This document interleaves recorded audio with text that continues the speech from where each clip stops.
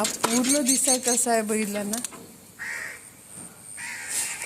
क्रिश आमचा लगेच ओळखून निघतो. हा क्रिश नाही आहे, क्रिशचाच फ्रेंड आहे. क्रिश माझ्याशी बोलतो, गुड मॉर्निंग बोलतो, आणखीन त्याच्या भाषेत भरपूर काही बोलतो आणि मग जातो. पण त्याचे मित्र माझ्याशी बोलत नाहीत.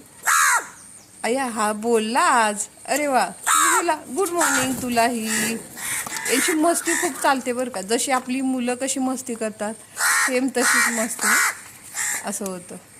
बघता येईल म्हणजे हा स्वतः खातोय आणि ह्याच्या पिल्लांनाही घेऊन जातोय.